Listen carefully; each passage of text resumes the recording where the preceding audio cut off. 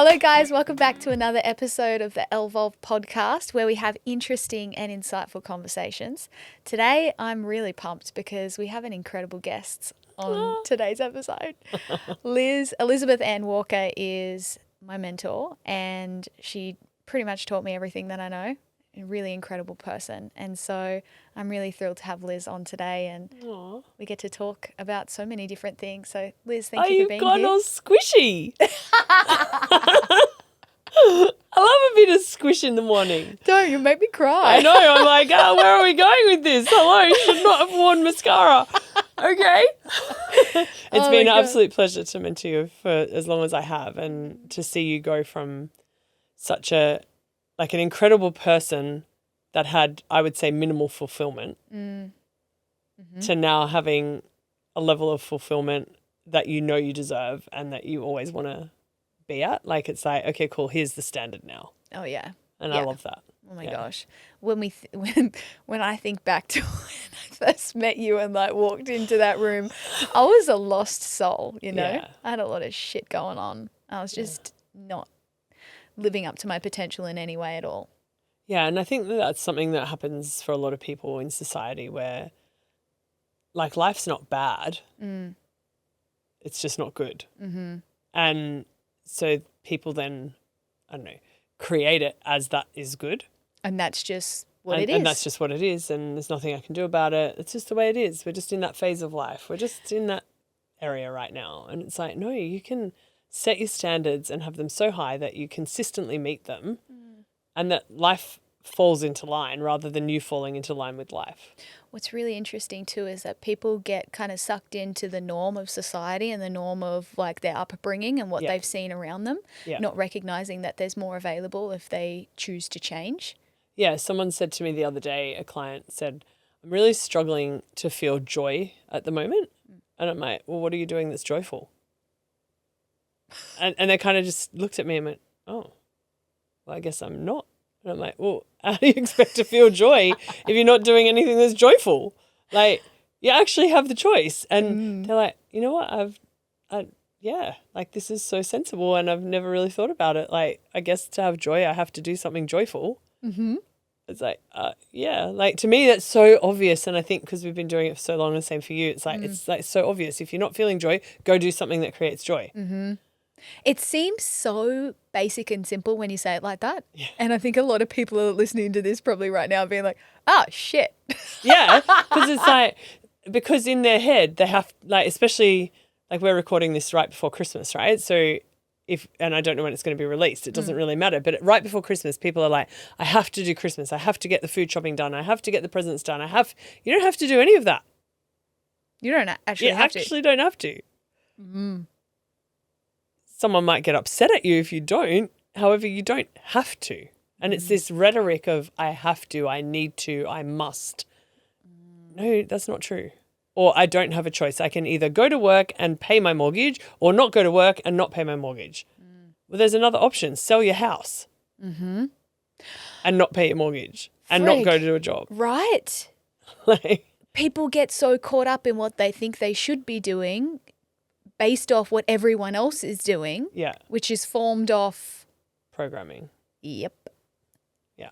So the program is, in Australia particularly, you go to school, you get a job, you work hard, you buy a house. Uh-huh. And then you have a mortgage. Yep. And then the program is work and pay your mortgage. Mm-hmm. You don't have to do that. You don't have to do that, guys. Why do you think I don't have a house? Because maybe I've not been that sensible with my money. And also, I don't want a fucking mortgage. Exactly. I run a multi-million-dollar business and I still dislike my mortgage. Mm-hmm. And I still have one because I wanted to live in a really nice area. So can I afford to buy a house up front? Sure. Do I want to? No, because I like living where I live. And I also recognize that that's all a choice. Yeah. Right? There's always a choice. People tend to focus in on this dichotomy where it's there's this or that. Mm. And that's possibly true. But there's also this over here, which you haven't even looked at because the program hasn't allowed you to expand yourself or your thinking to go, oh, there's that as well. And that's why it's important to have conversations like this. Yes. Yeah. Yeah. So if you, some people would say, oh, I either have to exercise every day or I'm going to be fat. And this is one where I think people get it, right? So you can exercise or be fat, or you can change your diet. So there's 3 options already. Equally, you could get liposuction. Equally, you could Get a gastric band. Like there's all these options. And I think that's like one area of life where people have gone, oh, there are other options. Yeah. You take those terrible drugs that make you lose weight. Like there's lots of options there. Now, I'm not saying those options are good options. There are just more options. There's just other options. Yeah. Yeah. Yeah. And so anyone, like I'm literally driving here today, I was on the phone to a girl who's like, I just feel like I'm disconnected again. And I'm like, cool, make more money. And she's like, how's that going to give me connection? I said, it's not, but at least you won't be unhappy and have no money. Like, so if you're unhappy in all areas, what area can you fix quickly? So instead of just going, I'm depressed, I need medication. I don't know. I feel like there's this whole thing where people have forgotten their choices. Oh my gosh. And maybe people don't know what else is available to them, and that's where part of the problem is. Yeah. Yeah. Especially when it comes to like mental health and like feeling really low and existing in that reality for a long time. And maybe they've tried the things that they've been taught, part of the programming, right? Part of the programming is go see a psychologist. Yes. You know, oh, actually, after that, maybe you could try some medication. And it's like, I love this. I remember you used to say this in the room all the time when people were identifying as being anxious and depressed and they're on the medication, and you're like, so you're on medication, right? It's like, yeah. It's like, are you still anxious? And they're like, yeah. It's like, you're still depressed? Like, why? Yeah. It's like, well, fuck, is it working? Yeah, like why are you on medication that's not working? Like if you're taking antidepressants and you're still depressed, it's not working. Yeah. Yeah. So why put those chemicals into your body and change other areas of your life and health, because that's what the medication does, instead of actually working on the problem, the root cause of how you got depressed in the first place? And there's a simple answer to that. You're only depressed because there's nothing in your life worth doing. You've basically gone into hibernation. You're depressed. Your body has gone into deep rest. Yeah, because there's nothing that's inspiring anymore. There's nothing that makes you feel excited about life. There's no joy. What do you think gets people to that point? I think they've followed the rules. Yeah. Whatever the rule is, like, because different people have different rules. They've followed the rules and found no joy and gone, but I'm doing everything I can. So maybe that's all there is for me. And it's a level of learned helplessness. Yeah. But actually, they've only still stayed, like, if you imagine we all live in a box. I'm seeing what you're putting down. Yeah. Continue. And so they're looking around the box going, where's the joy? And there's no joy in that box. But what they haven't noticed is that outside their box, there's another box. And there's shitloads of joy in there. Yeah. But it's a bit scary leaving the box, right? Well, yeah, because there's the gap between the box you're in and the box you want to be in. And that's like no man's land. It's like uncertainty. It's like going on a bear hunt, if anyone knows that book. Like you've got to go through the wishy-washy grass and you've got to go over the mountain and under the tree or whatever else you have to do. But it's like it's this unknown area of where you have to just go through it. And it's lonely. You're doing it on your own. All your friends are staying in that depressed box. And actually, that's actually a thing, right? Like there's so many young people right now that they connect on the level of problem that they have. Oh, yeah. It's like, oh, you're depressed? I'm depressed too. What medication are you on? So what? It's like trauma bonding. Yeah. Right? But on medication. In friendships. Oh, man.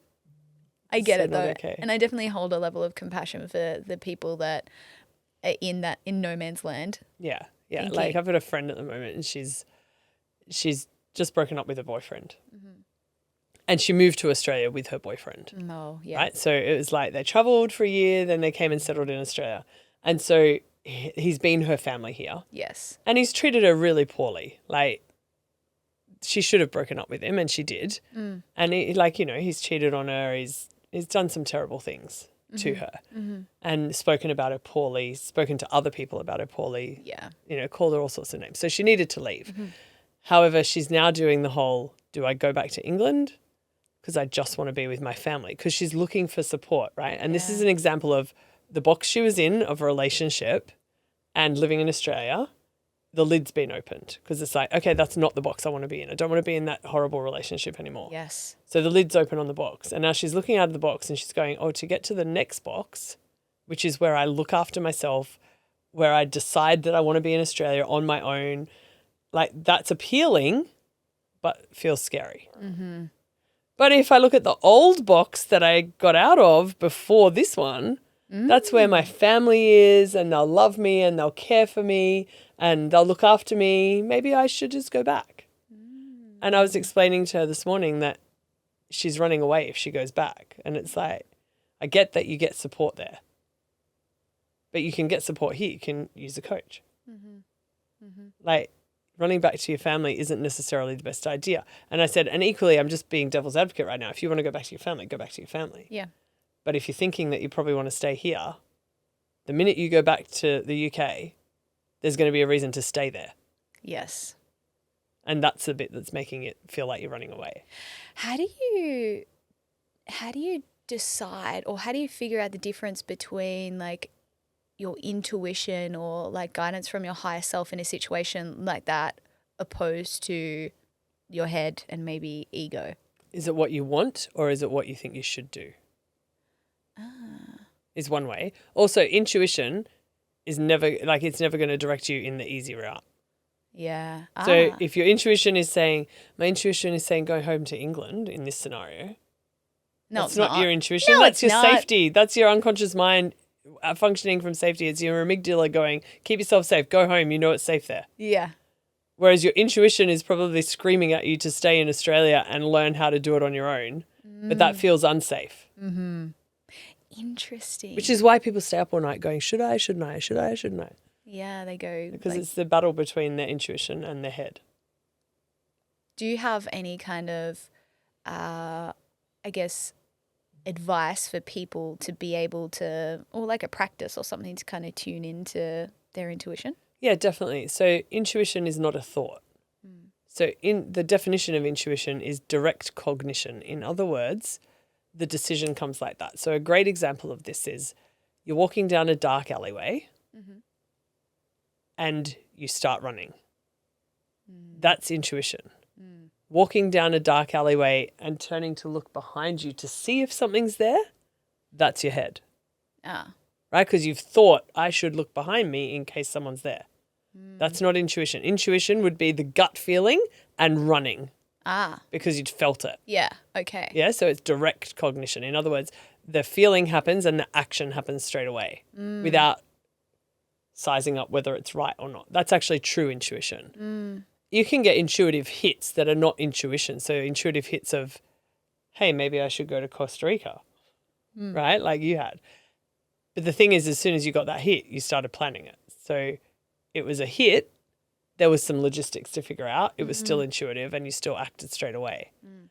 But you could have had that I should go to Costa Rica. Why should I go to Costa Rica? I'm doing business here right now. Well, there was a bit of that. There was a bit of that. Yeah, but you'd already booked your flight. Yeah. I already knew it was done. You'd already booked your flight already and then you feel- did the should I, shouldn't I? It was like the message came and I was like, no, I'm fucking not. And then it was like, it's already done though. Like it already Yeah, it's felt already complete. happened. Yeah. And I was like, shit. Yeah. And so being able to follow that is what grows you because it puts you in a different environment. It allows you to see different things and be a different person, right? Whereas, so if someone's like, you know, what could be something they're deciding right now? Should I see a psychologist or get a coach? Right? Your intuition is probably saying see a coach. Yeah. But then your head's probably going, oh, that sounds expensive. Ah. Uh-huh. Yeah. And I've been taught that I should see a psychologist. Yeah, and I've been told that the Part of the psychologist knows programming. about the brain, not the coach. Yeah. Actually, both of them know about the brain. And so then it's like, oh, but I can get a mental health care plan to see a psychologist where I get 5 free visits or whatever. I don't even know what it is these days. They're like, but there's that one of those. Yeah. I should use that. Well, great. Do you want a result? So Wow. what's That was a bit anti the psychology department. Anyway, I just want you to know there's benefits in both. However, the largest benefit is going to be when you're working with someone who's aligned with what you want. yeah. And I guess what's the difference? What's the difference between Yeah. seeing a psychologist and talk therapy, counseling, versus You can what you're talk doing all with you a want, but coach. if you keep talking about the problem's still going to be there. So our brain can't distinguish between reality and fantasy, right? So if I say to you, don't think of a blue tree, the first thing you have to do is think of the blue tree in order to erase the blue tree from the picture.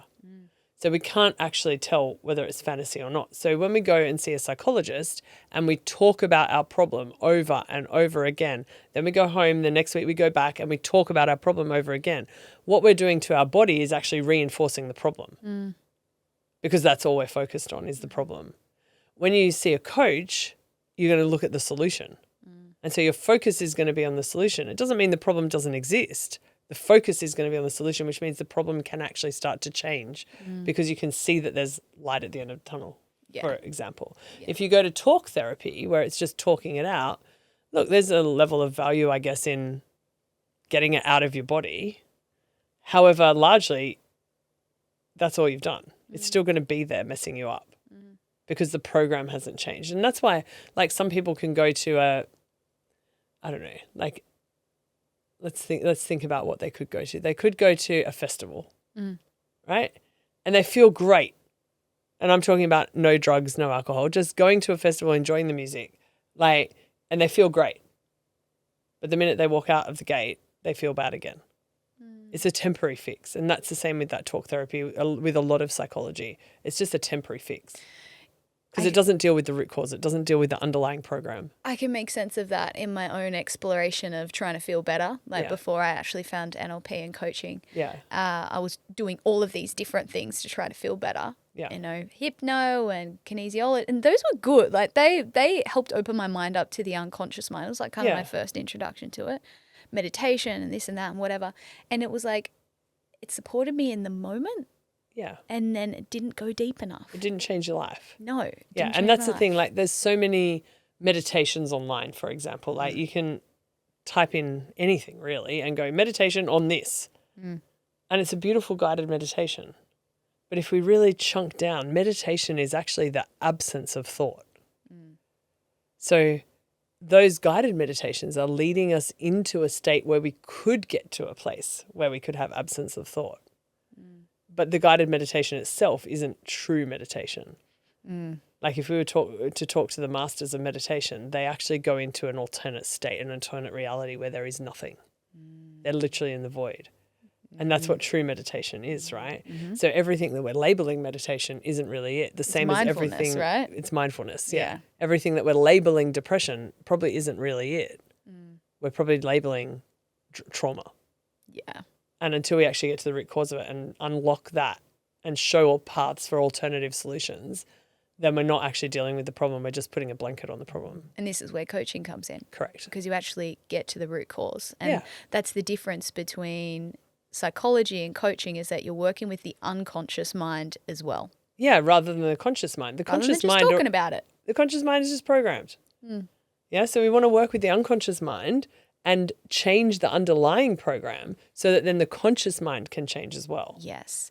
And the unconscious program is probably something that you don't know about, hence the word unconscious. Yeah. It's out of your conscious awareness. It's hidden. Exactly. Like, a great example of this is I was coaching a girl again early this morning. I do a lot in my day because we're only doing this at 10 a.m. I think this is the fourth client I've talked about on this podcast, but that's what my life is like. And I was talking to her this morning and it's actually hilarious. So this is a girl who, when she first started with us, she did not want to do social media. She hated social media. She didn't want a bar of it. She never knew what to post. She posted terrible content because she didn't have a clue. And she has just had a client ask her whether she would coach her in social media. Oh my gosh. And I said, oh, this is so great. Can you see how far you've come? Because she did a viral reel yesterday, right? Yeah. And this girl's reached out and gone, hey, I'd love you to be my coach, but I don't just want the mindset start. I want social media help. And she's like going to me, what the, like, how? How? And I'm like, well, this is a great testament to your growth because you've grown so much that people now think you're an expert at social media, which is fantastic. I said, but can you see all you really did was you created content from the heart, right? The reel that she posted was truly from the heart. It was truly to help her client. Like, she's got a retreat coming up. It was truly to help her clients say yes to themselves for the retreat. It was truly to help them step into confidence. And it was like this beautiful expression of her. And I said, so what do you think that this client or wannabe client wants? And she goes, I don't know. What if she wants to know all the technicalities of creating a reel, or like, I'm not that good at that. And I said, but that's not what she wants. It's not what she needs. It's not what you needed. Yeah. What you needed was to feel good and really truly feel into who you wanted to express yourself as on social media. And as soon as you did that, everyone loves you. It's pretty cool, the feedback like from God, from the universe and whatever, like in that moment for her, just to be like, hey, you did it. Yeah. Yeah. And that's what, like, she was bawling her eyes out with gratitude. She was so excited. And it's like, this is what you did. You grew enough that now you know. Yeah. And that's the thing. I think that's where things like psychology and talk therapy miss the mark. Like, I am so there to celebrate her. And I know that when your clients have those results, you're so there to celebrate them. And like, when you get better from having anxiety, your psychologist doesn't celebrate you because they're like, oh, I can't make money off you anymore. Yeah. Do you know what's wild? Actually, one of my clients recently, and this really riled me up. Actually, she was seeing a counselor, and this counselor had been seeing her for 3.5 years. Yeah, 3.5 years, and the counselor said to her, "I think you've got like blah blah blah, some kind of depression." She She gave her a label. She gave her a label. Yeah, it's terrible. It was fucking terrible. I'm like, wait. I'm like, who's this counselor? I'm like, is this a psychologist? Is this a psychiatrist? And she's like, no. I'm like, what right do they have giving you a label? Yeah, I'm like, what kind of business do they have planting that seed in your mind when they're not qualified to give that kind of... Because it's a program. They've literally just programmed the client to think there's something else wrong with them so that they'll sign up to the next lot of talk therapy. Yeah. I was so annoyed and upset by that. And don't be fooled, that can happen in all industries. Yeah. Like, this is literally about finding an aligned coach, right? Yeah. You want an aligned coach who wants to celebrate you for your wins, keep you focused on the goal, help you rewire those unconscious patterns, which I know you do beautifully with your clients.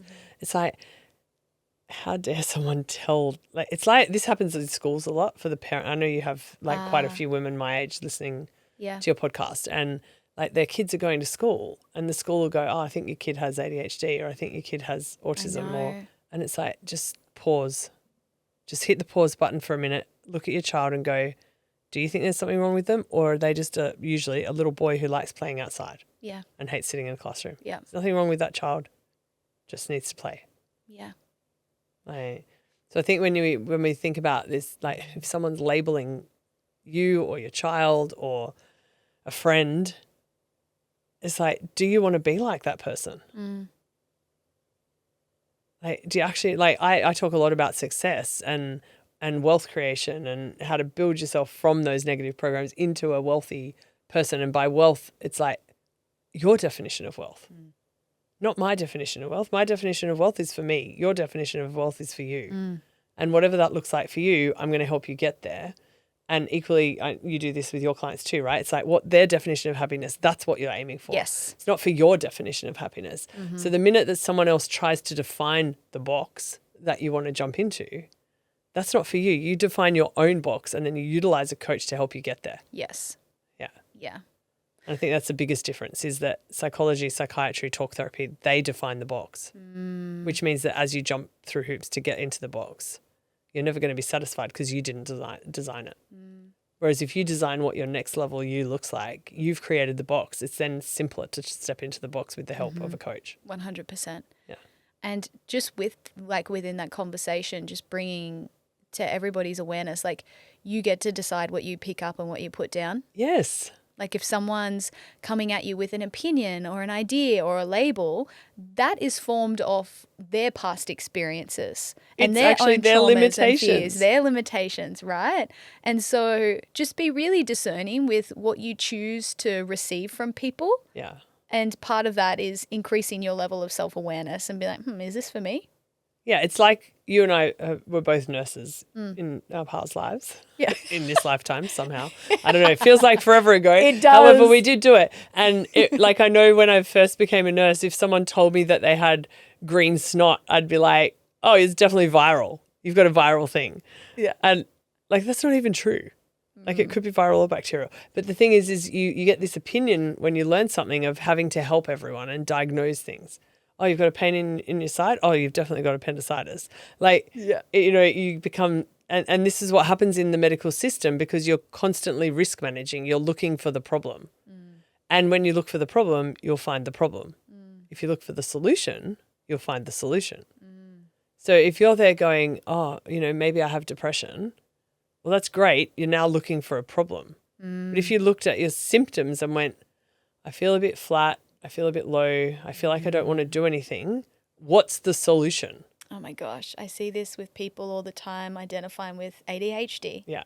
It's a big one when really it's like those symptoms are like also directly correlate with just having a dysregulated nervous system. Yes. Or alternatively with being an entrepreneur. Yeah. Like sometimes I'm going from one thing to the next. Like you've just heard my schedule this morning. Like I've gone from a group coaching setting to doing some online work to then working with people to having 3 phone calls on the way here. Like it's like there's all this stuff happening. Have I got ADHD? I don't think so.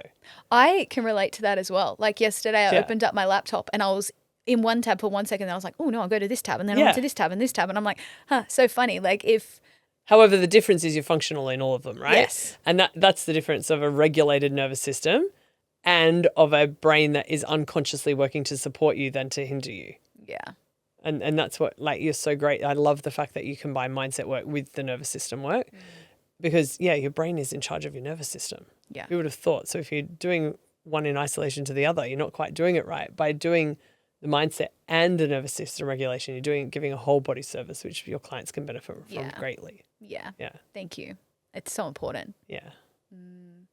So I'm interested as well, like when we look at language and we look at the stories people tell themselves, how do we invite people to be more intentional with that? Yeah, and great. also emphasizing how important it is to be intentional with that. So I think the question is, what else could this be? Or what else could this represent? So when someone, doesn't have any motivation, doesn't want to get up out of bed, everyone will go, oh, that's depression. If they look it up online and put those symptoms in online, it'll say you've got depression. The question you then have to ask is, what else could it be? Oh my gosh. I literally did this. Remember when I messaged you the other day? I had like tingling in my left arm and I was freaking out. And our brain likes to catastrophize. And my brain's been doing a really fun job of that Which is its role, right? It wants to keep you safe. So it's actually its role to catastrophize a bit to make sure you stay safe. Oh yeah. It's just trying to, keep you in the, wants you to survive. Yeah. And so it's like, what's the worst possible threat then? And I'm like, oh my God, am I having a heart attack? I tell Liz, and then she's like, do you sleep with your arms above your head? And I'm like, yeah. And she's like, it's just a nerve thing. And I'm like, oh, that makes sense. and then her arm got better, miraculously. Then my arm got better. Like, this is the thing. Like, if you're looking for the problem, you'll find the problem. If you're looking for the solution, you'll equally find the solution. And that's because we have a part of our brain called the reticular activating system that will look for what it wants to find. If you want to buy a white car, all of a sudden the only cars you see on the road are white cars. Yeah. Because your brain is programmed to look for what you've told it to look for. So if you've programmed it to look for the problem, it'll consistently see the problem. If you've programmed it to look for the solution, it'll find amazing ways of creating solutions for you.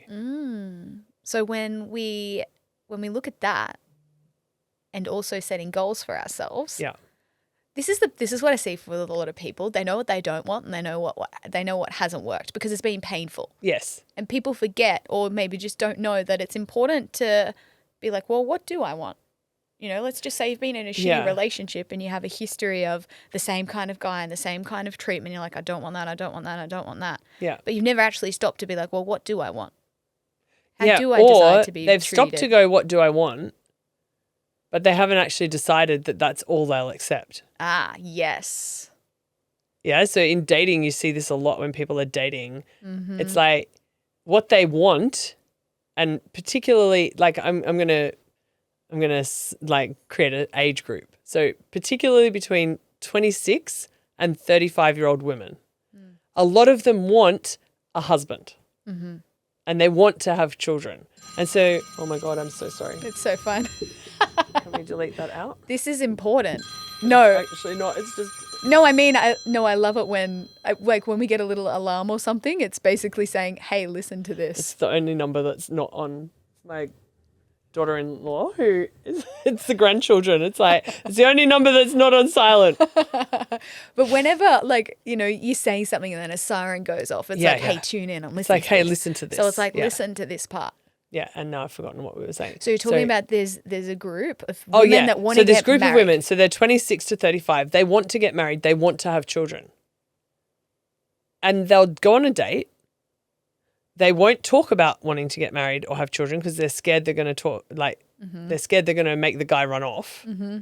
They get 3 months down the track of dating this guy and then get upset that he doesn't want children and doesn't want to get married. Mm. And it's like, but you never, you didn't say it.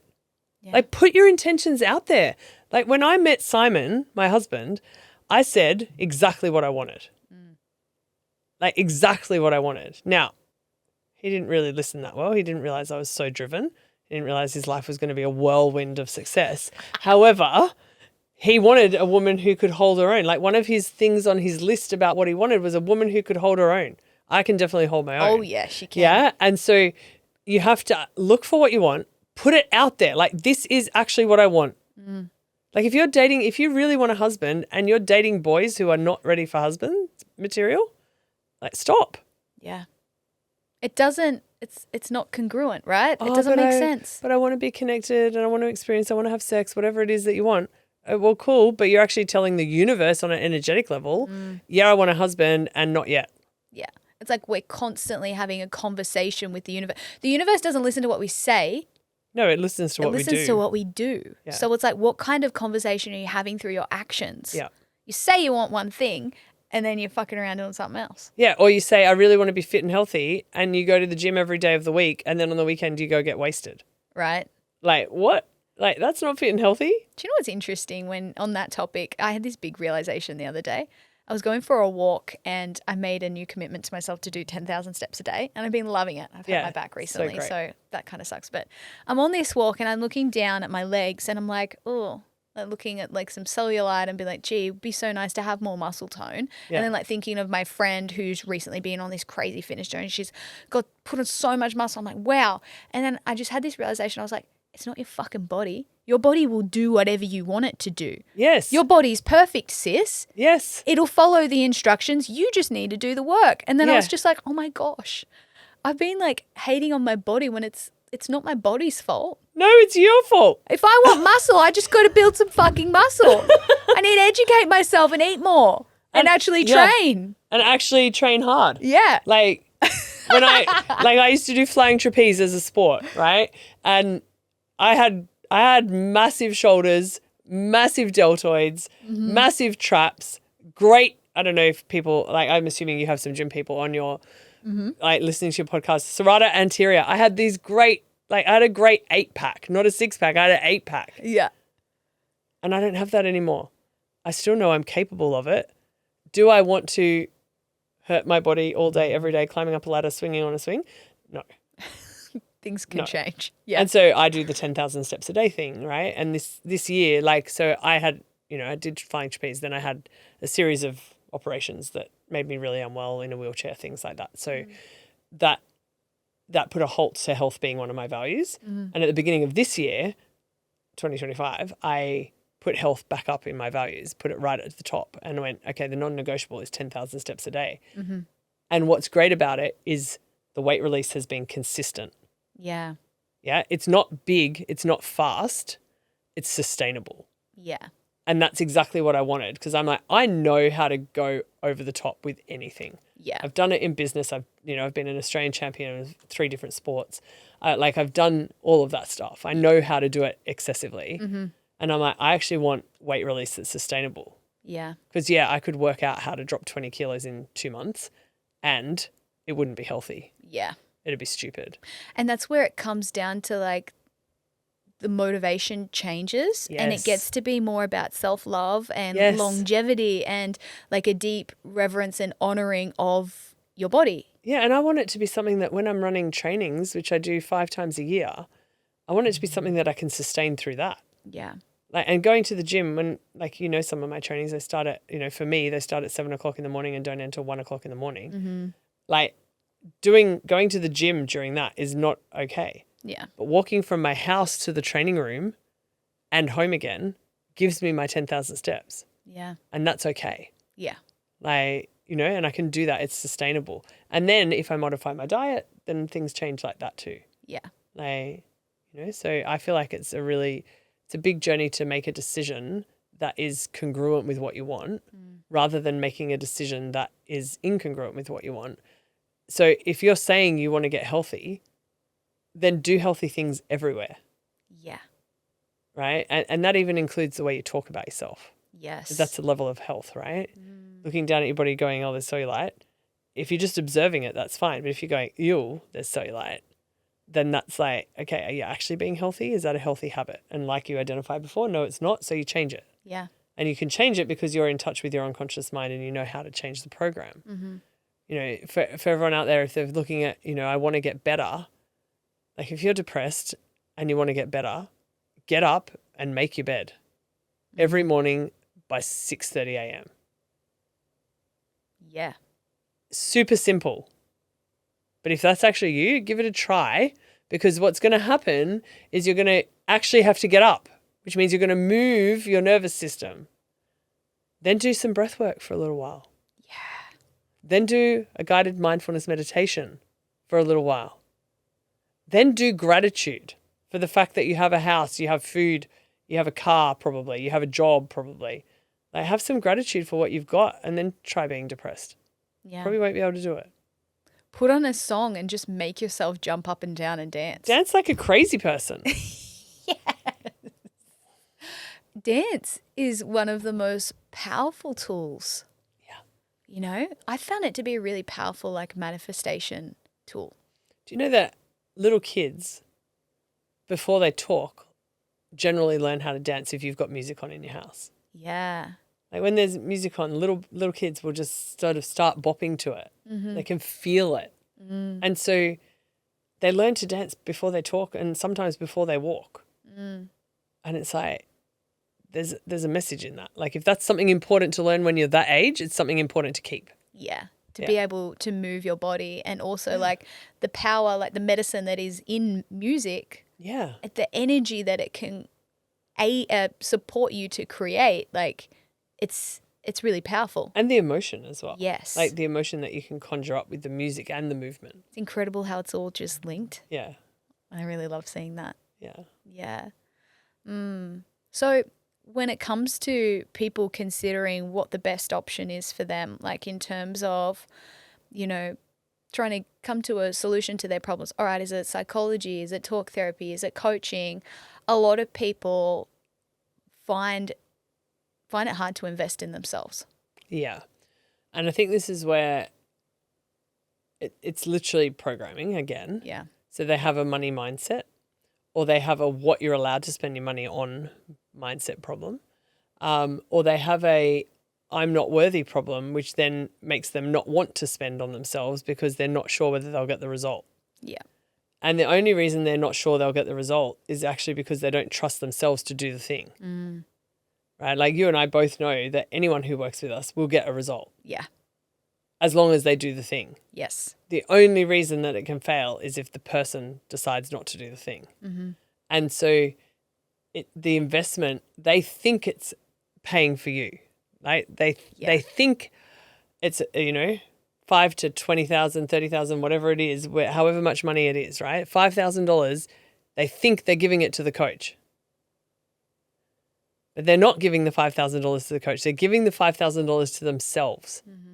Yes, they pay the coach. Yes, the coach financially benefits from it.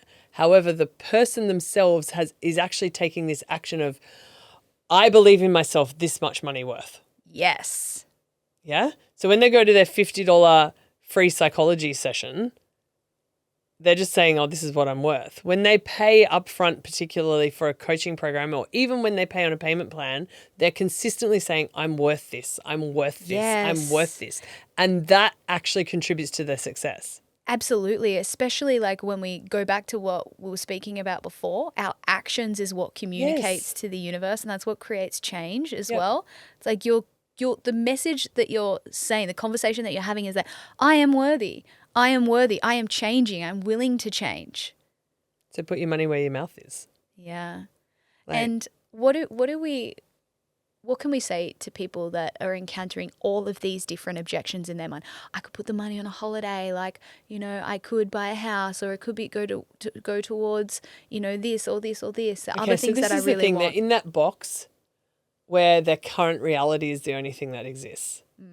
And they're looking at their current reality going, I have to work 40 hours a week to get 2,000. I don't know. I don't know how much normal people get paid anymore, but maybe they work 40 hours a week to get paid $2,000 a week or $1,600. something. Yeah. Right.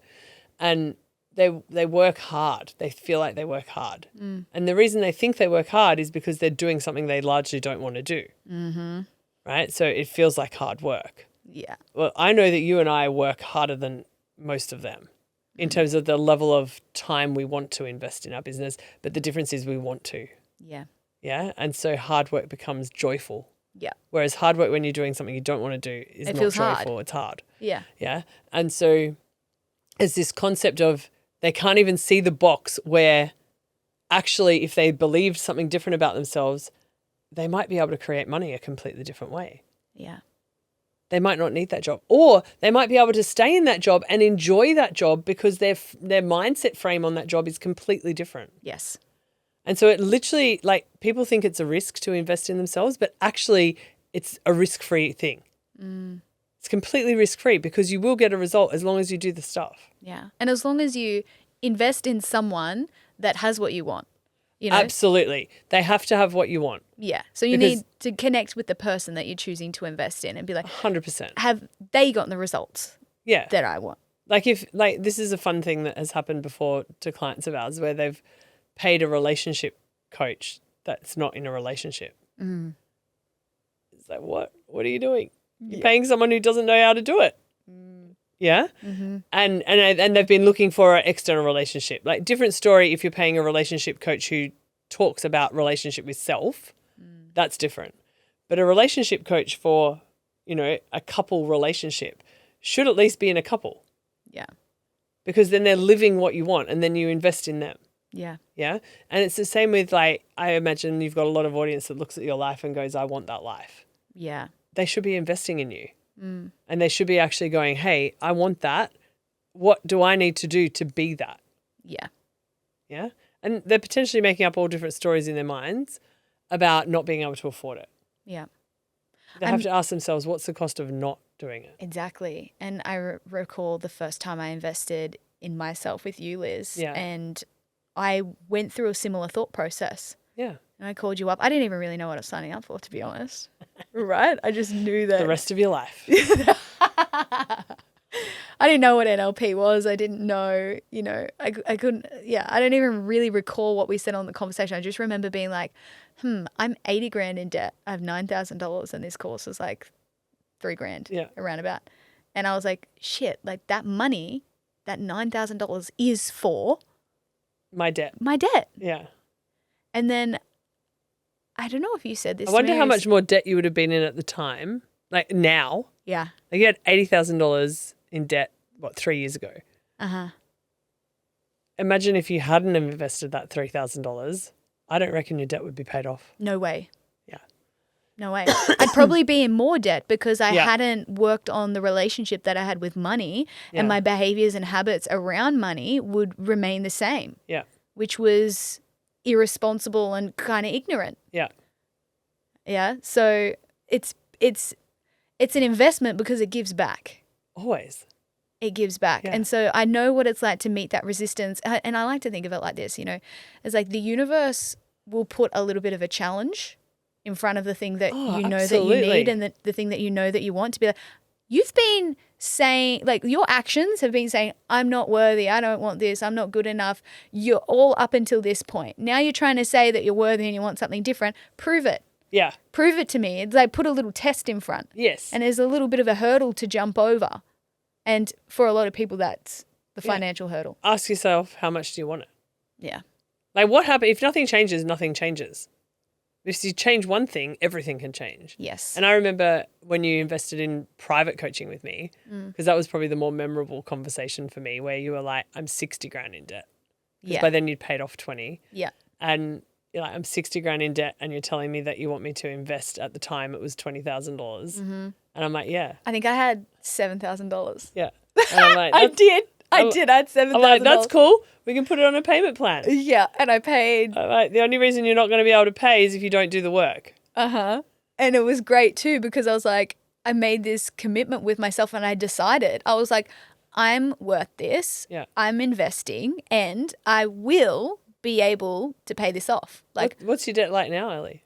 it's done. I've paid it off. Like most people who had $80,000 in debt 3 years ago have not paid it off. Yeah. Yeah. Because they're following the program, which the program likes you having debt, by the way, because it keeps you in the box. Yeah. Yeah. But when you actually step out of the program, when you invest in yourself, when you actually go, I am worth this and the change in me is worth this and the changes I want to see in the world are worth this, the debt just disappears. Yeah.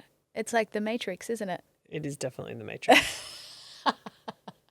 It's like the clues are hidden in plain sight too, you know? They always are. Everything is in plain sight. Yeah. It's just that we're not looking at it because our reticular activating system is focused on the debt, focused on the mortgage, focused on the depression, focused on whatever negative thing we can find. As soon as we start focusing it on the solution, everything becomes easy. What is that about? You know, what is it about the program that has everybody in like this lower vibrational, this lower frequency kind of experience? Well, it's easier to control people like that. Mm. Like it's actually easier to control people like that. You know, when Hitler went into Austria, there was a lot of musicians in Austria and there was lots of classical music that got played.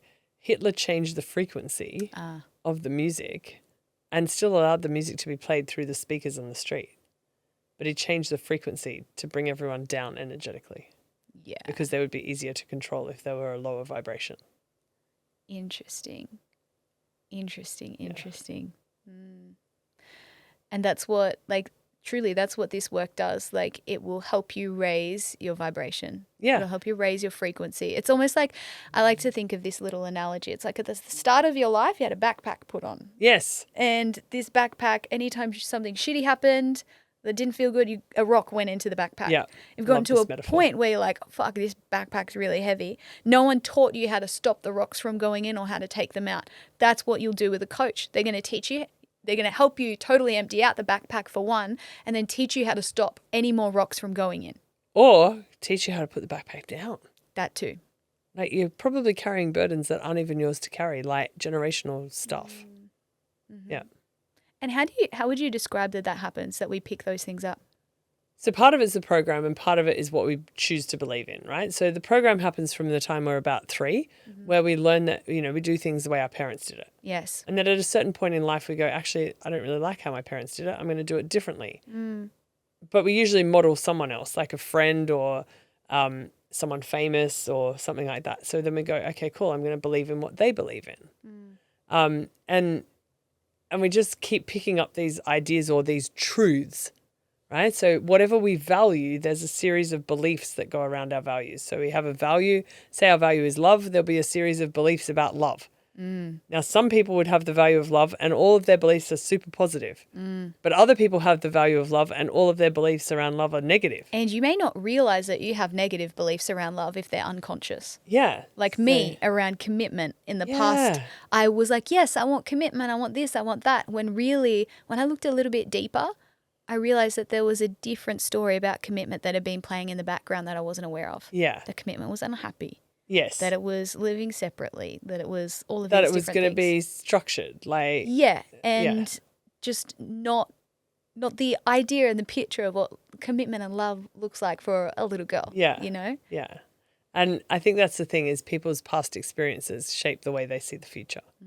And so it's like, how can we look at the future and through the unconscious mind work that we do, disconnect those old pictures and put pictures in that actually support what you want. And this is breaking that generational pattern. Yeah, the ideas, the attitudes, the beliefs, the fears, everything that's being kind of filtered down, and things that we've picked up that maybe we didn't even realize. Yeah. There's a lot of women listening to this that are mums. Yeah.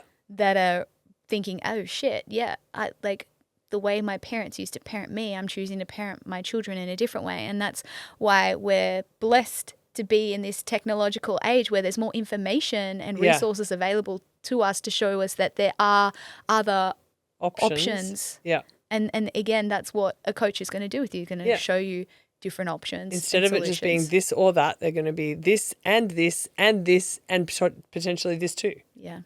And it gives you choices. It stops you being stuck. Exactly. Yeah. Wow. Well, this has been an awesome conversation. Yay. I love it. And to wrap it up, I think the biggest thing is if you're ready to create change, actually invest in yourself. Yeah. Choose someone like Ellie, invest in yourself, go all in. Yeah. Like, jump into one of my trainings, choose yourself, jump all in. Yes. Like, just go for it, because what you're going to get from it is a recognition that you're actually so much more powerful than what you ever realized. Yeah. I love that. Amazing. Yeah. Thanks for listening, guys. Liz, thank you for being here. You're welcome. Love you. Love you too.